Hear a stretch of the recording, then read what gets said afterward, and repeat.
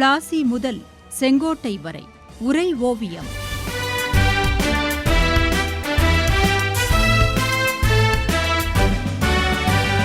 சும்மாவா வந்தது சுதந்திரம் என்பது, சும்மாவா வந்தது.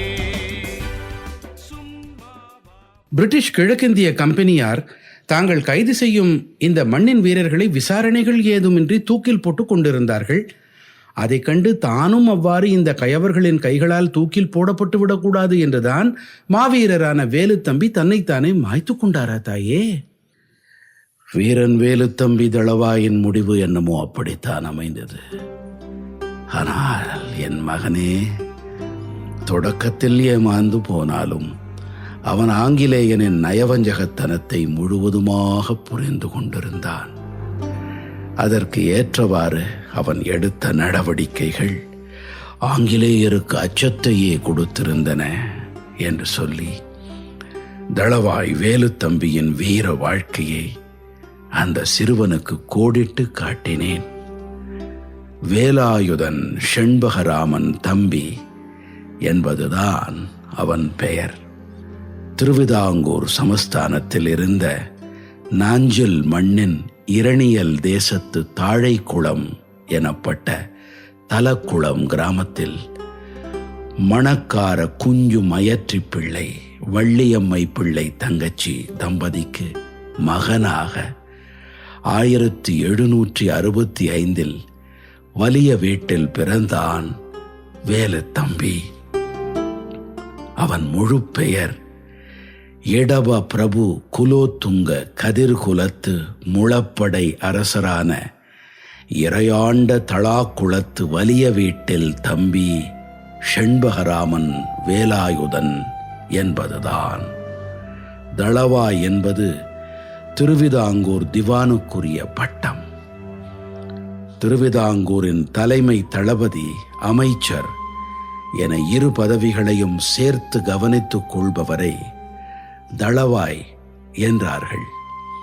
மிகச்சிறு வயதில் வலிமை பெற்ற வீரனாய் திகழ்ந்த தலக்குளத்து வேலுத்தம்பி திருவிதாங்கூரின் தளவாய் ஆனதும் கூட வீரம் பொதிந்த அவனது தைரிய செயலால் தான்.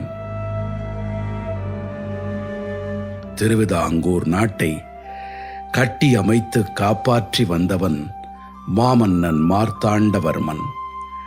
எந்த சூழலிலும் தன் நாடு அழியாமல் காப்பாற்றப்பட வேண்டும் என்ற கொள்கை வெறியுடன் தம் சந்ததியை வழிநடத்தினான். டச்சுக்காரர்களால் ஏற்பட்ட ஆபத்தை எதிர்கொள்ள ஆங்கிலேயர்கள் கை கொடுத்தார்கள் என்பதால் இயல்பான கூட்டணியாக ஆங்கிலேயரை முன்னிறுத்தினான். எனவே தன் வழி வரும் ஆட்சியாளர்களும் ஆங்கிலேயருடன் ஒட்டுறவு கொண்டு திருவிதாங்கூரை கவனமாக பாதுகாக்க வேண்டும் என்றான். அவனது விருப்பத்தை பின்வந்த ஆட்சியாளர்கள் நிறைவேற்றினார்கள். திருவிதாங்கூர் அதனால்தான் பிரிட்டிஷாரின் நேரடி ஆட்சியில் வராமல் அடங்கி கப்பம் கட்டி கொண்டிருக்கும் ஒரு பகுதியாகவே கடைசி வரை இருந்தது. அரசரின் இந்த பெருவிருப்பத்தை கொள்கையாக கொண்டவரே திவான், தளவாய், அமைச்சர் என பல பதவிகளிலும் அமர முடியும். தளவாய் வேலுத்தம்பியும் இந்த கொள்கையையே ராஜவிசுவாசத்துடன் கை கொண்டான். அவனுக்கு திருவிதாங்கூரே உயிரினும் மேலாய் தோன்றியது. சரி, அவன் எப்படி திருவிதாங்கூரின் பொறுப்புக்கு வந்து சேர்ந்தான் தெரியுமா? திருவிதாங்கூரின் மன்னன் தர்மராஜா கார்த்திகை திருநாள் ராமவர்மா ஒரு முறை ராமேஸ்வரத்துக்கு பயணம் செய்தபோது மன்னரின் உடைமைகள் களவு போயின. வீரர்கள் எவ்வளவு முயன்றும் களவு போனவற்றை கண்டறிய முடியவில்லை. அப்போது 20 வயது களரி கலை இளைஞனான வேலுத்தம்பியை குறித்து சிலர் சொல்ல அவனிடம் பொறுப்பு ஒப்படைக்கப்பட்டது. நாஞ்சில் படையுடன் சென்றான் வேலுத்தம்பி. 3 நாட்கள்தான் களவு போனவை கண்டறியப்பட்டது. தம்மிடம் திரும்ப ஒப்படைக்கப்பட்ட பொருள்களை கண்டு வியந்த மன்னன் தர்மராஜா வேலுத்தம்பியை இனம் கண்டு கொண்டான்.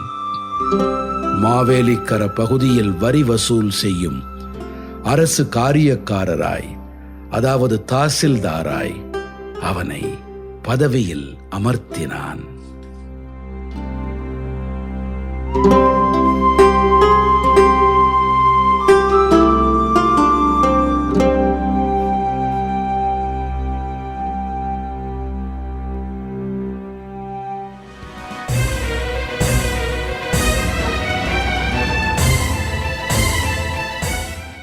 பிளாசி முதல் செங்கோட்டை வரை உரை ஓவியம் கேட்டீர்கள். போரிலே இறங்கிவிட்டால் இன்னல் சூழும் தெரியும். பெற்ற தாய் பசித்திருப்பாள், பிள்ளைக்கது புரியும். அன்னையர்க்கு அன்னையார பாரதியின் துயர் துடைக்க அன்னை தானே அழித்துக் கொண்டோர் எத்தனையோ எத்தனை. படைப்பு சென்னை வானொலி நிலையம்.